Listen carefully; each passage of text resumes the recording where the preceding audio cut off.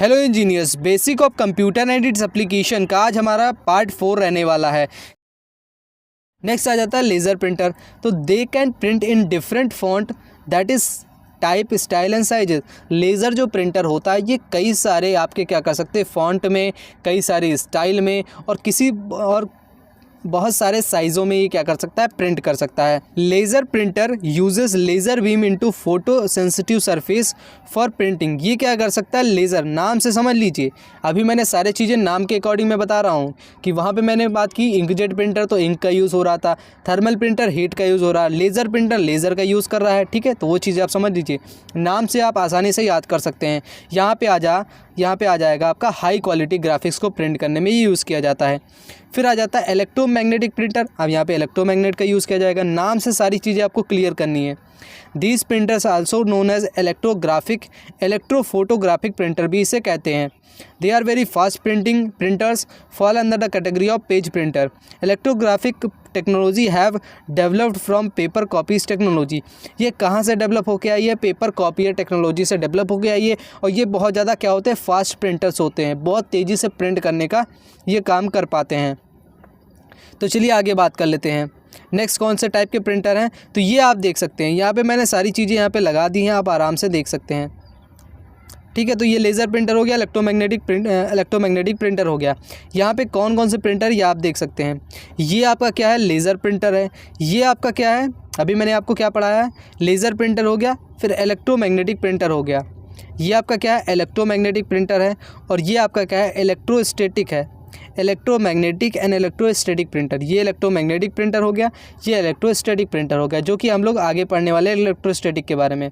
ये आपका आ जाता है कि electrostatic printer, these printers are generally use for the large format printing. Means बड़े बड़े साइज के प्रिंटर अगर आप फॉर्मेट की प्रिंटिंग करना चाहते हैं तो आप कर सकते हैं। जैसे आप देख सकते हैं इसका साइज़ भी आप देख सकते हैं, काफ़ी बड़ा है इलेक्ट्रोस्टैटिक प्रिंटर का, जिससे आप बड़े बड़े पोस्टर्स आप बना सकते हैं, बड़े बड़े साइज़ की प्रिंटिंग आप कर सकते हैं। दूसरी चीज़ क्या है, they are favoured by large printing shops because their ability to print fast and making low cost. ये क्या कर सकते हैं, बड़े बड़े जो प्रिंटिंग शॉप्स होते हैं वहाँ पे इसका यूज़ किया जाता है, क्योंकि ये कॉस्ट भी इनकी कम होती है और दूसरी चीज़ ये बहुत ज़्यादा फास्ट तरीके से प्रिंट कर सकते हैं। यहाँ पे एक नोट डाल के मैंने एक पॉइंट लिखा है, आप यहाँ पे देखिए, यहाँ पे नोट डाल के पॉइंट लिखा होगा। ये चक हेल हैं, नाम क्या है, चक हेल। इन्होंने क्या किया था, 3D प्रिंटर को 1984 में क्या किया था, बनाया था। ये आपको एक इम्पॉर्टेंट पॉइंट आपको यहाँ से देखने को मिल जाएगा, ये आ सकता है एग्ज़ाम में। These printers can be use to print almost anything into a real life model. ठीक है, ये प्रिंटर क्या कर सकता है, रियल लाइफ मॉडल के तरीके से किसी भी चीज़ को प्रिंट कर सकता है। ये होते हैं 3D प्रिंटर्स। चलिए आगे बात कर लेते हैं। तो यहाँ पे आ जाता है, नेक्स्ट आ जाता है जो आउटपुट डिवाइसेस में नेक्स्ट हमारा आ जाता है प्लॉटर। प्लॉटर क्या होते हैं, plotter is a special kind of output channel like the printers that produces the image on the paper. ये भी आपके क्या होते हैं, आउटपुट चैनल होते हैं जो प्रिंट कर सकते हैं, प्रिंटर के तरीके से होते हैं। लेकिन अंतर क्या है अभी आपको समझ में आ जाएगा। It uses a pen, pencil, marker and other drawing tool for making the vector graphic. अगर वेक्टर ग्राफिक आपको बनाना, जैसे यहाँ पे आप देख सकते हैं ये कौन से प्रिंटर है, प्लॉटर है। तो ये पेन, पेंसिल, मेकर, मार्कर या फिर हम बात करें और राइटिंग टूल्स का यूज़ करता है अपने प्रिंट करने में। They are mainly use to produce large drawing image such as construction plan हो गया, blue print, mechanical object, auto CAD, CAD और कैम। ये सारी चीज़ें मैंने कल ही डिस्कस कर ली थी कि कैड क्या होता है, computer aided design and computer aided manufacturing. ये क्या है आपकी, कल ही मैंने डिस्कस कर लिया था, जो कल का टॉपिक था इनपुट डिवाइसेस में। तो ये क्या कर सकता है भैया, आपका कंस्ट्रक्शन प्लान बना सकता है, ब्लूप्रिंट निकाल सकता है मैकेनिकल ऑब्जेक्ट का, ऑटो कैड में इसका यूज़ कर लिया जाता है, और कैड एंड कैम स्टेशन जो सब स्टेशंस होते हैं वहाँ पे यूज़ कर लिया जाता है। इसके दो टाइप्स होते हैं। कौन कौन से दो टाइप्स होते हैं वो आप यहाँ पे देख सकते हैं। यहाँ पे दो टाइप आ जाते हैं, एक आपका फ्लैट बेड प्लॉटर होता है, एक ड्रम प्लॉटर होता है। ये दो टाइप इसके प्लॉटर के हो जाते हैं। नेक्स्ट बात कर लेते हैं। नेक्स्ट हमारा आउटपुट डिवाइस आ जाता है स्पीकर। अब क्या है, सब छोटे छोटे टॉपिक्स। अभी मॉनिटर थोड़ा सा बड़ा था और प्रिंटर थोड़ा सा बड़ा था, बाकी सब क्या है, छोटे छोटे टॉपिक्स है। बाकी आपको पता है साउंड का काम क्या होता है, साउंड सबने देखा होगा, सबके घर में होगा भी। ये क्या करता है, साउंड एनर्जी आउटपुट डिवाइस है। ये आपका इलेक्ट्रिक करंट जब पास करते हैं साउंड में तो बेसिकली क्या होता है, साउंड प्रोड्यूस करता है। मीन्स इनका काम होता है इलेक्ट्रिकल एनर्जी से साउंड एनर्जी में प्रोड्यूस करना। It needs a sound card connected to the CPU that generate sound. इनको क्या चाहिए, एक चिप उप चाहिए होगी, या फिर आप फ़ोन से कनेक्ट कर लीजिए, कंप्यूटर से कनेक्ट कर लीजिए, जिससे क्या हो सके, ये साउंड को क्रिएट कर सके। ये आपके इंटरनली भी हो सकते हैं और एक्सटर्नली भी आपके कंप्यूटर सिस्टम में हो सकते हैं। इनको यूज़ किया जाता है लिसनिंग म्यूज़िक को सुनने में, ऑडिबल सेमिनार्स हो गया, इन सभी में प्रेजेंटेशन देना हो वहाँ पे हम इसका साउंड का यूज़ कर सकते हैं। बाकी स्पीकर के बारे में क्या बताना, आप सबको पता ही है। तो चलिए आगे बात कर लेते हैं। आगे आ जाता है हेडफोन। ये भी कौन नहीं जानता, सबको पता है, ठीक है। यहाँ पे क्या होता है, स्मॉल लाउड स्पीकर है और the commonly a singly speaker held closer to the ear and connected to a single source such as audio amplifier, radio, CD player, portable media player। इन सभी से आप कनेक्ट करके आसानी से इसको चला सकते हैं। तो इसमें कुछ बताने लायक है नहीं। इसको हम स्टीरियो फोन्स भी कहते हैं, हेडसेट भी कहते हैं और कैंस भी कहते हैं, ठीक है। तो इसमें कुछ बेसिक बताने लायक है नहीं, ये सबको पता है। नेक्स्ट आ जाता है हमारा प्रोजेक्टर सबको पता होगा कि भैया छोटी इमेज को बड़े पर्दे पे जो प्रस्तुत करने का काम कौन करता है, वो भैया प्रोजेक्टर का काम होता है। जैसे यहाँ पे देख सकते हैं, ये भी आउटपुट डिवाइसेस होती हैं use to project the information from the computer on into large screen. बिल्कुल लार्ज स्क्रीन में आपको प्रोजेक्ट कर सकता है। So it can be used by the large number of group. बिल्कुल, जब हम प्रोजेक्टर का क्यों यूज़ करेंगे, क्योंकि आपके ज़्यादा लोगों को दिखाना होगा, इसलिए हम यूज़ करते हैं। तो भैया लार्ज ग्रुप ऑफ पीपल यहाँ से आसानी से देख सकते हैं, इसलिए हमें प्रोजेक्टर का यूज़ करते हैं। Projectors are widely use for the classroom training हो गया, कॉन्फ्रेंस हॉल हो गया। बिल्कुल सही, आपका क्लासरूम में अगर बहुत सारे बच्चे हैं, जैसे आपने देखा होगा अभी बहुत बड़े जो बहुत बड़े आपके कोचिंग जो इंस्टीट्यूट हैं वो आपकी इस तरीके से यूज़ करते हैं, ठीक है, प्रोजेक्टर का यूज़ करते हैं। या फिर मैं बात कर लेता हूँ अब, ठीक है। और आप यहाँ पे देख सकते हैं कि जो क्लासरूम हो गया, एक कॉन्फ्रेंसिंग हॉल आपने देखा होगा, वहाँ पे जनरली इसको यूज़ किया जाता है। These are mainly 2 types of projector. यहाँ पे क्या होता है, दो टाइप के प्रोजेक्टर आपको देखने को मिलते हैं। कौन कौन से, एक होता है LCD लिक्विड क्रिस्टल डिस्प्ले, एक होता है आपका DLP means digital light processing projector. तो 2 टाइप के मेनली क्या होते हैं आपके प्रोजेक्टर होते हैं। ये आपको बिल्कुल याद रखना है, इसके फुल फॉर्म्स LCD हो गया और DLP हो गया, ठीक है। आगे चलते हैं।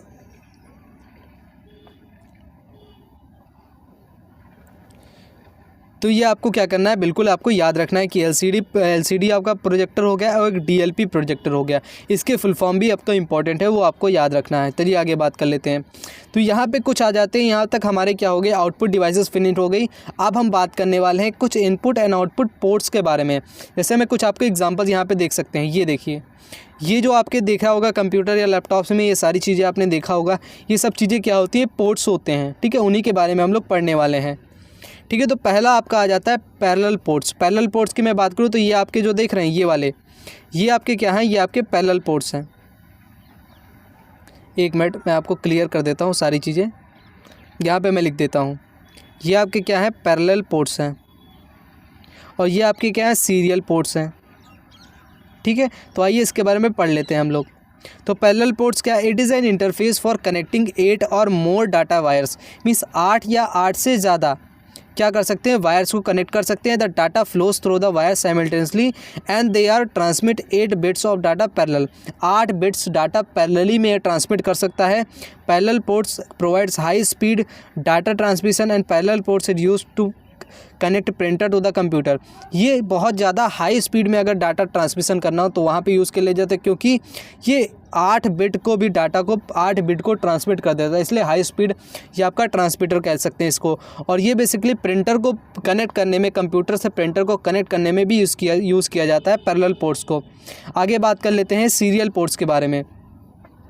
तो ये हमने बात कर लिया, पैरेलल पोर्ट्स हो गया, ये आपका सीरियल पोर्ट्स हो गया। चलिए आगे बात कर लेते हैं। तो यहाँ पे देखिए, यहाँ पे आ जाता है दूसरा नंबर का serial ports. It transmits 1 bit of data through a single wire since the data is transmitted serially as a single dot. यहाँ पे सिंगल वायर की फॉर्म में डाटा को ट्रांसमिट किया जाता है और सिर्फ एक ही बिट मीन्स सिंगल बिट ही ट्रांसमिट कर सकता है, इसीलिए इसकी स्पीड क्या होती है, लो होती है।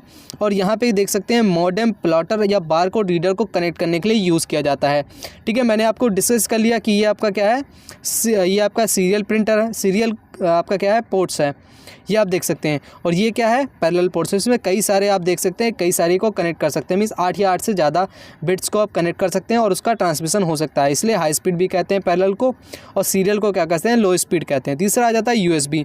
यूएसबी क्या है, यूनिवर्सल सीरियल बस। It is a common and popular external port available with the computer. Normally 2 or more USB ports are provided in the PC. USB also has a plug and play features which allows device ready to run on. USB आपने देखा होगा, यहाँ पे आप देखिए, ये देखिए ये आपके क्या होते हैं, USB टाइप पोर्ट्स होते हैं। आपने देखा हो 3 से 4 आपके लगभग क्या होते हैं, PCs में प्रोवाइड किए जाते हैं ये आपके पोर्ट्स, ठीक है। तो ये इसमें कुछ ज़्यादा बताने वाली बात है नहीं, ये आपको तो पता ही। बाकी आपका चार्जर भी आपने देखा होगा, उसमें भी आपके क्या होते हैं, USB पोर्ट्स होते हैं। चलिए बात कर लेते हैं। नेक्स्ट आ जाता है आपका फायरवेयर। फायरवेयर क्या होता है, it is use to connect audio and video multimedia devices. बस इतना है आपको याद रखना है कि जो फायरवेयर होते हैं ये आपके audio and video multimedia devices को कनेक्ट करने के लिए यूज़ किए जाते हैं। यहाँ पे देखिए, hard disk drive and new DVD drive connect through the FireWire. जो हार्ड डिस्क ड्राइव है और न्यू जो DVD आपकी ड्राइव होती है उनको कनेक्ट किया जाता है किसके द्वारा, फायरवेयर के द्वारा। It has a data transfer rate 400 MB पर सेकेंड। 400 MB पर सेकेंड के हिसाब से क्या कर सकता है, डाटा को ट्रांसमिट कर सकता है। तो ये सारी चीज़ें आपकी क्लियर हो गई। तो नेक्स्ट बात कर लेते हैं। नेक्स्ट कुछ इंपॉर्टेंट यहाँ पे बात लिखी हुई है टिट बिट्स के तरीके से, आप यहाँ देख सकते हैं। पहला MP3। MP3 is audio coding format for digital audio which usage a forms of lossy data. आपका कंप्रेशन, यहाँ पे क्या होता है, MP3 का मतलब ये है कंप्रेस्ड फॉर्म में आपकी जो वॉइस होती है या जो ऑडियो होता है वो डिजिटल रूप से स्टोर होता है, उसे क्या कहते हैं, MP3 बोल देते हैं। The input and output devices that are attach externally, उसे क्या कहते हैं, पेरिफेरल। मीन्स जो आउटपुट या इनपुट डिवाइसेज आपकी बाहर से कंप्यूटर में कनेक्ट होती है एक्सटर्नली, उसे हम पेरिफेरल डिवाइसेस कहते हैं। स्पीच रिकॉग्नाइजेशन सॉफ्टवेयर क्या होता है, can interpret voice data into words that can be understood by the computer. Speech recognization means आपने देखा होगा जब आप क्या करते हैं, क्लिक करते हैं गूगल पे वॉइस वाले ऑप्शन पे, तो आप क्या करते हैं, अपनी वॉइस देते हैं और वहाँ पे टेक्स्ट की फॉर्म में रिटर्न हो जाता है, फिर आप सर्च कर पाते हैं। तो वही चीज़ है यहाँ पे, क्या है, स्पीच रिकॉग्नाइजेशन सॉफ्टवेयर है वो। नेक्स्ट हो जाता है डंप टर्मिनल। ये क्या होता है, it is simply an output device जो कि क्या करता है, CPU से डाटा को कनेक्ट करता है। बस इतना याद रखना है। डंप टर्मिनल का मतलब क्या है, ये आपके आउटपुट डिवाइसेस होती हैं जो CPU से डाटा को एक्सेप्ट करती हैं। बस ये आपकी क्या हो गई, कंप्यूटर हार्डवेयर से रिलेटेड सारी चीज़ें यहाँ पे हमने कवर कर ली है। ठीक है गाइज़, अगर आपको वीडियो अच्छी लगी हो तो प्लीज़ वीडियो को आप लाइक कर दीजिए और चैनल को सब्सक्राइब कर लीजिए और बेल नोटिफिकेशन को भी आप ऑन कर लीजिए, जिससे क्या हो, जो नेक्स्ट वीडियो की नोटिफिकेशन है वो आपको सबसे पहले मिल जाए। अभी तक वीडियो को रखते हैं, ये हमारा पार्ट 4 फिनिश होता है। कल हमारा नया टॉपिक स्टार्ट होने वाला है, तो बी रेडी रहिएगा गाइस, क्योंकि स्टोरेज हम लोग पढ़ने वाले हैं, कंप्यूटर मेमोरी के बारे में डिटेल पढ़ने वाले हैं, जो कि काफ़ी ज़्यादा इंपॉर्टेंट हो जाता है आपके RRB JEE की एग्ज़ाम के लिए या अदर स्टेट जो भी गवर्नमेंट एग्जाम होते हैं उसके लिए बहुत ज़्यादा इंपॉर्टेंट होने वाला है। ठीक है गाइस, तो कल का लेक्चर बिल्कुल आप देखिएगा। बाकी सारे लेक्चर को भी देख लीजिए, उसकी कंप्लीट मैंने प्लेलिस्ट बना दी है, आप जाके चैनल पर जाके देख सकते हैं। ठीक है गाइस, थैंक यू।